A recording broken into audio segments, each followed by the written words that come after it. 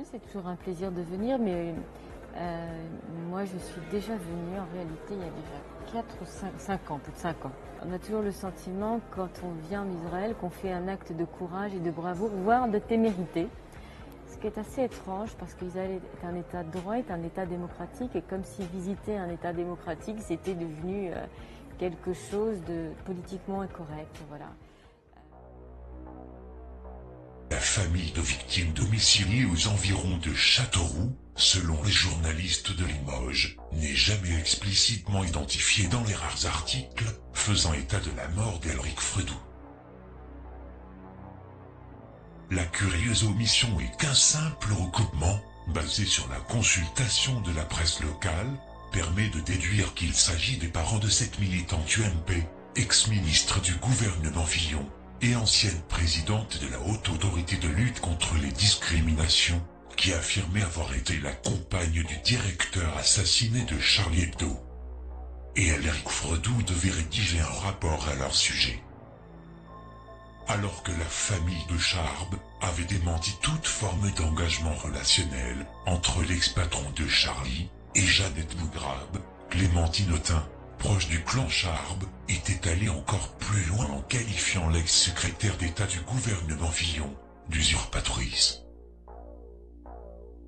Une chose est certaine à ce jour, les nombreuses interventions médiatiques de Bougrabe, une juriste réintégrée au Conseil d'État en vertu d'un arrêté du 11 juillet acté par Valls et Taubira, comportent les mêmes éléments de langage, mais également des contre-vérités.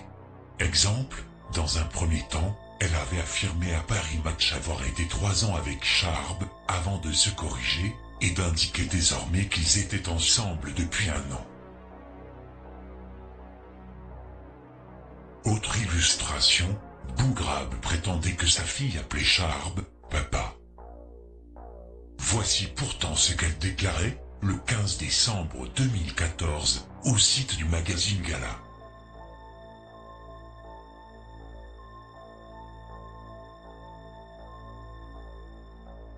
Celle qui s'affiche dorénavant comme la veuve éplorée de Charb, un homme qui fut pourtant absent, lors de sa dernière soirée d'anniversaire, avait déjà rendu hommage aux caricaturistes, sans préciser alors tout éventuel lien entre eux, dans son autobiographie, sortie en janvier 2013.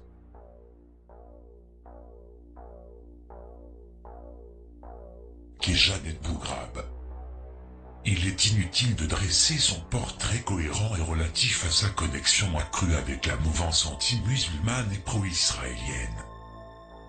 Durant l'automne 2014, Bougrabe affichait publiquement son art du grand écart. C'est intime de Patrick Buisson, un ex-journaliste d'extrême droite, qui avait enregistré Nicolas Sarkozy à son insu, et qui est représenté en justice par un proche de Benjamin Netanyahou, milité en faveur de l'ancien chef de l'État. Je dois à Nicolas Sarkozy les plus beaux moments de ma carrière, notamment quand j'ai été à la HALD. Il m'a notamment soutenu pour défendre une petite crèche associative qui s'appelle Baby Lou. Nous avons travaillé ensemble pendant presque 2 ans au ministère, et j'avoue que c'est un privilège et un grand honneur d'être à Marseille. Dans les mois précédents, Bougrabe avait passé une majeure partie de son temps à l'étranger pour réaliser son documentaire, diffusé le 3 décembre 2014 par Canal+, et intitulé « Interdit d'école ». Mais voilà, la première personnalité publique à avoir évoqué un lien conjugal entre Charb et Bougrabe, c'est Caroline Forest. Ce fut le 8 janvier, à l'Aurore, sur l'antenne de France Inter. Je suis arrivée sur les lieux pas très longtemps après avec Richard Malka, l'avocat de Charlie, avec Jeannette Bougrabe qui était très proche et qui était la compagne de Charb. La veille, jour de l'attentat, Forest était venu sur les lieux en compagnie de Jeannette Bougrabe et le juif Richard Malka, l'avocat de Charlie Hebdo, qui aurait mis Charb et Bougrabe en relation.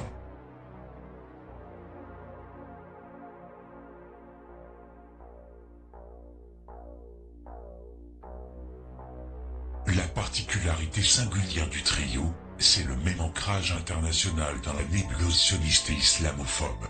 Forrest, une mythomane et affabulatrice comme première caution de bonne foi à la relation Bougrab-Jarb.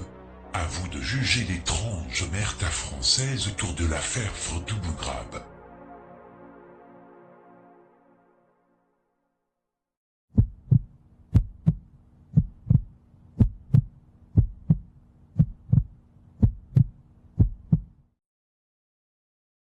Il est presque 10 heures du matin à la rédaction de BFM TV. Chérif et Saïd Kouachi, les deux tueurs de Charlie Hebdo, sont alors retranchés depuis une demi-heure dans l'imprimerie de Dammartin en Gouelle. L'un de nos journalistes tente de joindre par téléphone le standard de l'entrepôt. Le 10 janvier 2015, BFM TV relatait aux téléspectateurs la genèse d'un scoop diffusé la veille. Donc là, quelqu'un me répond oui. Là, je lui demande si tout va bien, si la prise d'otage est avérée, et il me répond que oui, qu'il attend la police. Et à ce moment-là, je lui demande qui il est, en m'attendant à ce qu'il me dise que c'est le directeur de cette imprimerie, et là, il me dit que c'est Chérif Kouachi. Le journaliste Igor Saïri s'était entretenu avec Chérif Kouachi, l'homme accusé par les autorités d'avoir mené l'opération terroriste contre le siège de Charlie Hebdo. Nous sommes censés entendre Chérif Kouachi revendiquer, depuis l'imprimerie de Dammartin en Gouelle, l'attentat en ces termes. Nous, on te dit juste qu'on est les défenseurs du prophète sallallahu alayhi wa sallam et que j'ai été envoyé, moi, Chérif Kouachi, par Al-Qaïda du Yémen. Et que je suis parti là-bas et que c'est Cheikh Anwar Al-Awlaqi qui m'a financé. Le léger souci est que ce passage a été tronqué. Et que j'ai été envoyé, moi, Chérif Kouachi, par Al-Qaïda du Yémen. Et que je suis parti là-bas et que c'est Cheikh Anwar Al-Awlaqi qui m'a financé. Il manque environ 2 secondes entre ces mots-là. Un bref silence d'hésitation. Pas exactement. Ces 2 secondes contiennent un élément intrigant où on peut y entendre distinctement la voix d'un homme chuchotant la phrase suivante « T'es parti faire un stage là-bas ». La preuve par le son avec l'antenne radiophonique associée à BFM TV sur RMC. Le 9 janvier, à 19h06, précise Jean-Jacques Bourdin, la radio révélait des extraits de l'échange. C'est un extrait de cette conversation. Il est évident que nous avons expurgé de cette conversation certains passages. Mais c'est un extrait de cette conversation. Vous entendez là la conversation entre Chérif Kouachi et Igor Saïri. Il est 19h06. Nous avons attendu avant de la diffuser. Pourquoi ? Parce que les prises d'otages étaient en cours. Parce qu'il ne fallait pas mettre en danger la vie des otages éventuels, que ce soit là-bas, à Dammartin, ou que ce soit à Paris, porte de Vincennes. Maintenant, nous avons décidé de diffuser. Donc, écoutez, c'est Chérif Kouachi qui parle. Nous, on te dit juste qu'on est les défenseurs du prophète sallallahu alayhi wa sallam et que j'ai été envoyé, moi, Chérif Kouachi, par Al-Qaïda du Yémen. D'accord. Du Yémen. D'accord. Du Yémen. D'accord. On découvre qu'après avoir affirmé être envoyé par Al-Qaïda du Yémen, Chérif Kouachi marque une pause dans sa revendication. En fond sonore, une voix à ses côtés lui chuchote brièvement la suite de son discours. Qui est donc cet individu? 2 choses l'une. S'il s'agit de son frère Saïd Kouachi, quel intérêt aurait eu ce dernier à faire préciser à son associé, terroriste présumé, un tel aspect anecdotique? Si c'est toujours lui, pourquoi BFM TV n'a-t-elle pas évoqué ouvertement cette hypothèse en soulignant son éventuelle participation? La censure de la chaîne Info, réalisée dès le lendemain, s'est accompagnée d'une intervention expéditive sur YouTube. Entre le 9 et le 10 janvier, plusieurs internautes avaient relayé l'extrait problématique diffusé à l'antenne du 9 en faisant remarquer cette anomalie via Twitter.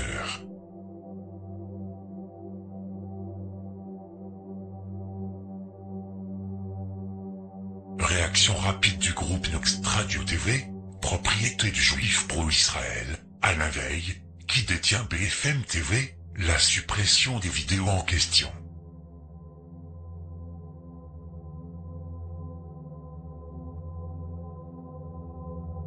Une censure en toute discrétion, telle fut la démarche singulière de la première chaîne d'info de France, au sujet d'un fait d'actualité majeure.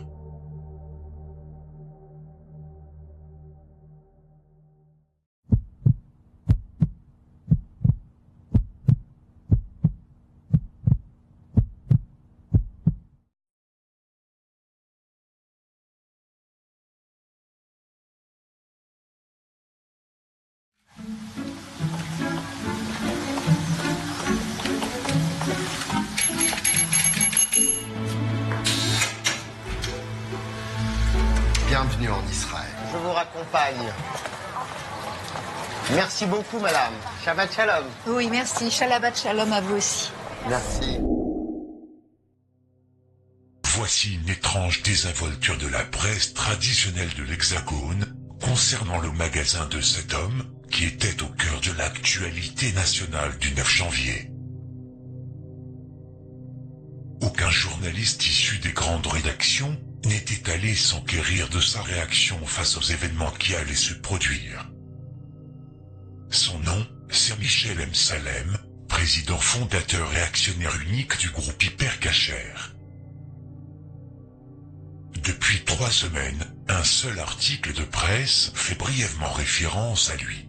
Le 20 janvier, le site du Figaro avait consacré un papier à la naturalisation de la Sana Patli, héros de l'Hyper Cacher. En voici un extrait.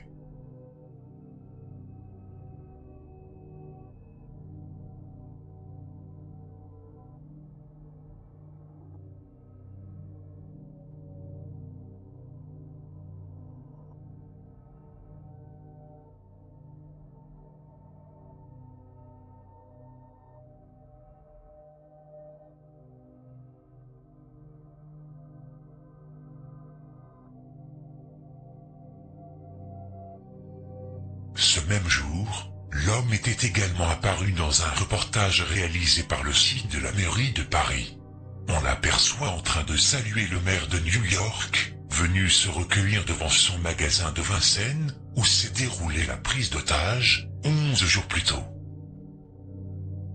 Les connaisseurs de la mouvance sioniste hexagonale pourront également découvrir la curieuse complicité souriante, en ces jours de deuil, de Patrick Klugman, adjoint au maire de Paris, et Gilles Taïeb, vice-président du CRIF.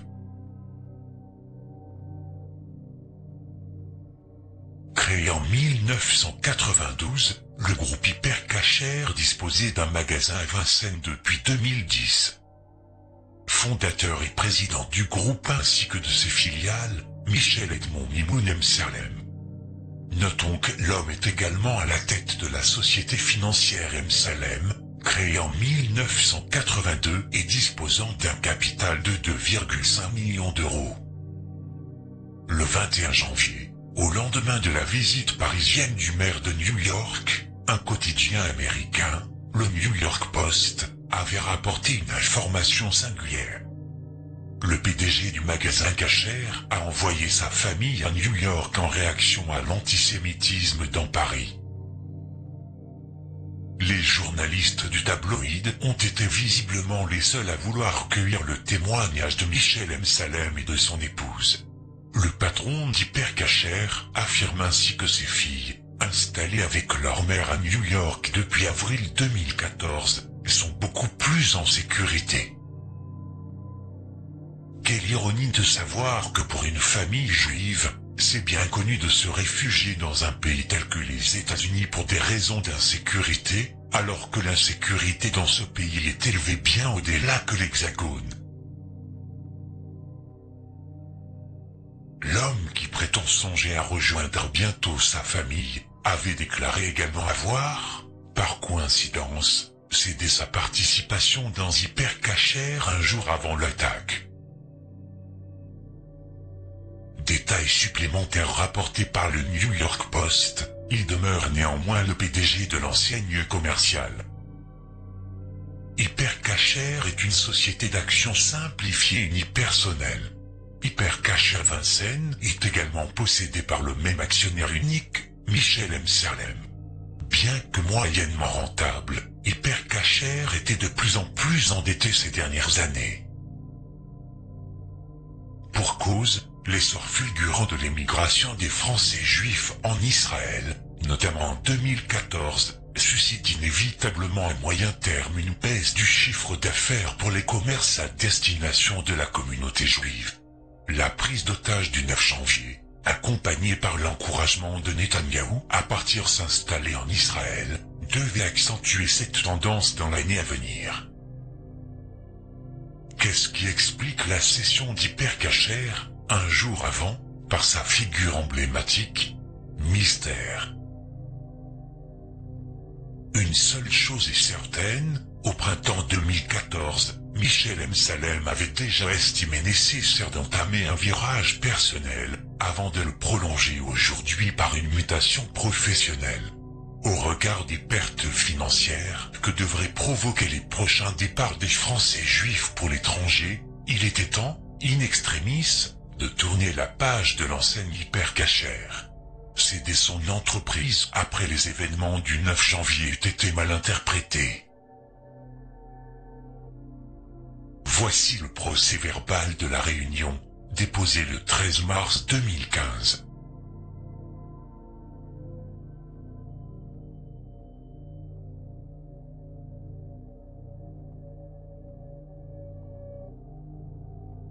Deux jours plus tard, le 15 mars, le magasin réouvre ses portes en présence de Bernard Cazeneuve, ministre de l'Intérieur, et le juif Laurent Mimoun, un homme vaguement présenté par le site d'actualité juive, comme l'un des repreneurs, peu avant le drame.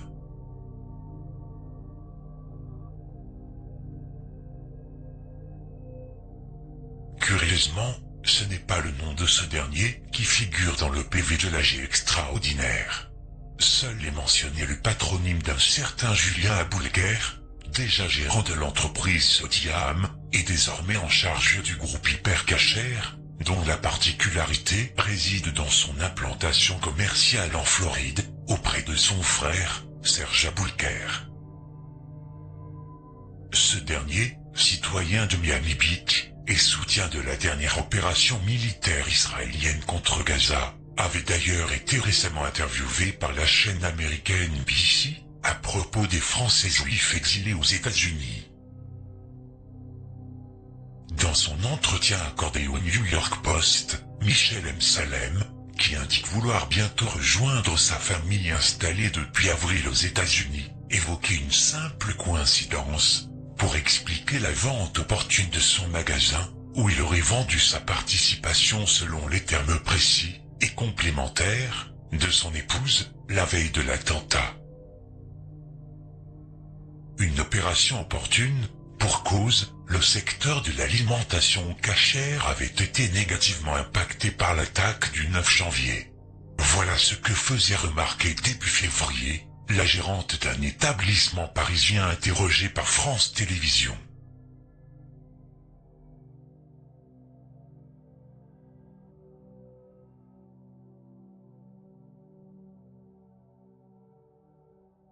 Même désarroi dans le reste de la France, comme l'illustre ce reportage de France 3 tourné à Nice.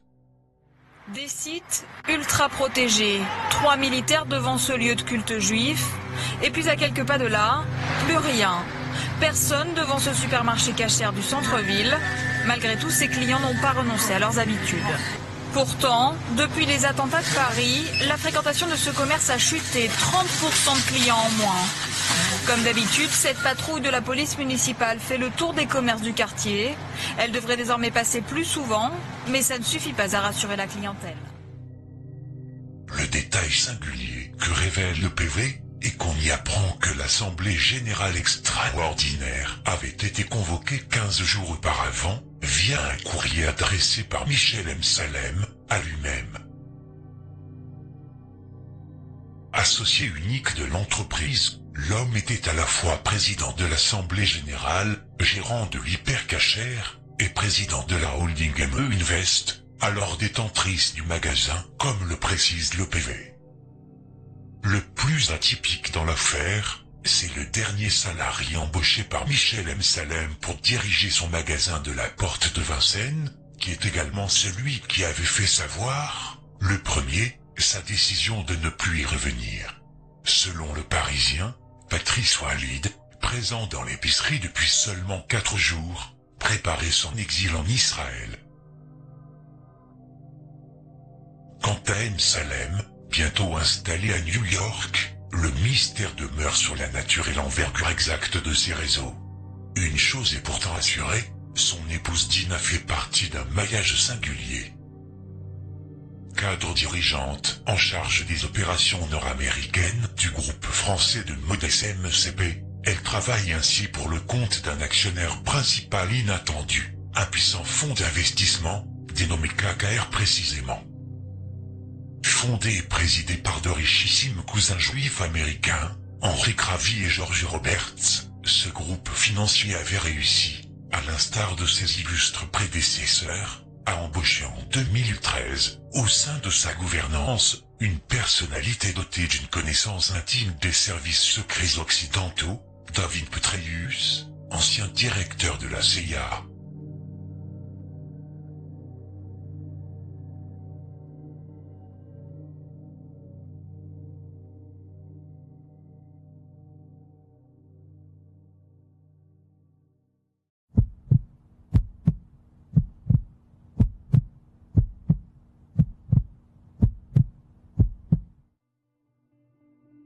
Dans une opération sous faux drapeau, surtout avec Internet, il y aura toujours les théories du complot qui se fixeront sur la toile, celles qui consistent à étaler des théories fumeuses ou absurdes, afin de démontrer très grossièrement une mise en scène, de jeter le discrédit sur toute contre-enquête plus sérieuse et aboutie, et de semer la confusion.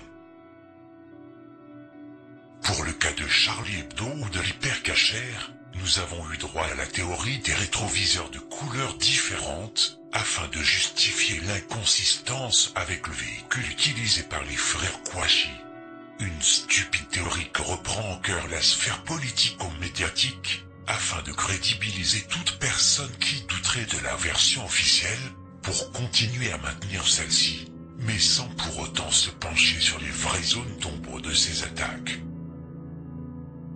N'oublions pas la théorie du complot indécente, qui est relative au meurtre du policier Ahmed Merabet, soi-disant pas mort, par le prétexte fallacieux de l'absence de sang sur le trottoir, après avoir été abattu à bout portant, alors qu'en général, ce genre de phénomène n'est pas obligatoire.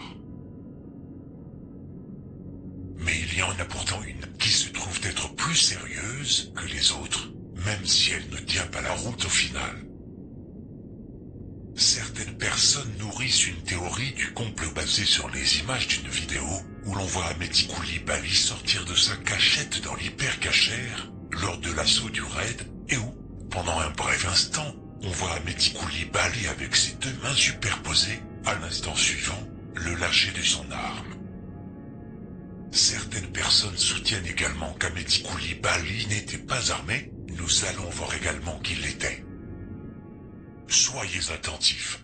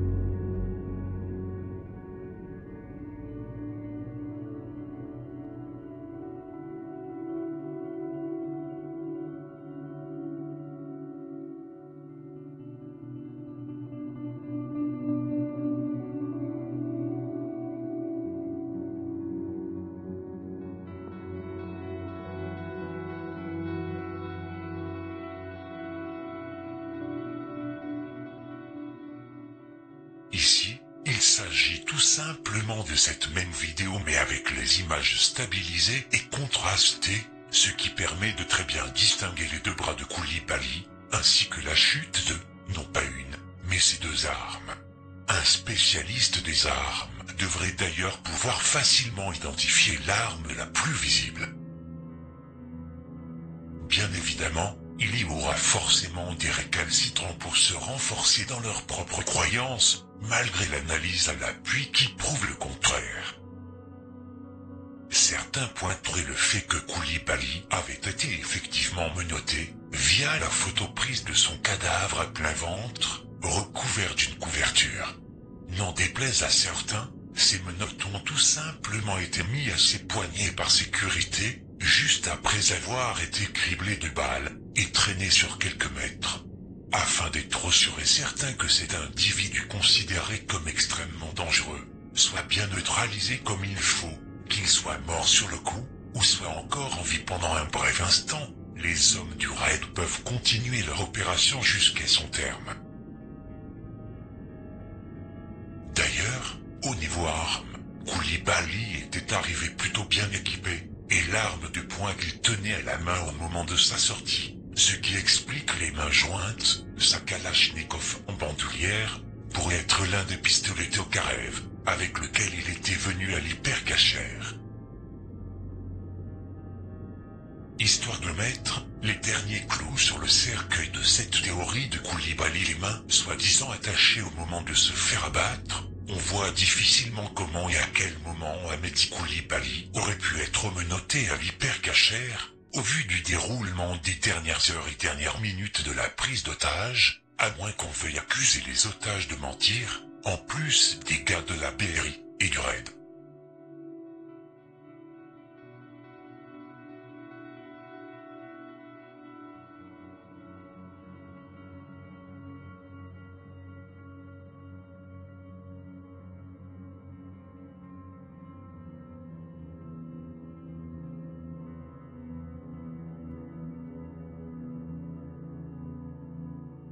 Et on voit aussi difficilement l'intérêt de menotteur par devant un individu, au lieu de l'attacher dans le dos, afin de l'empêcher de tenir une arme et de s'en servir.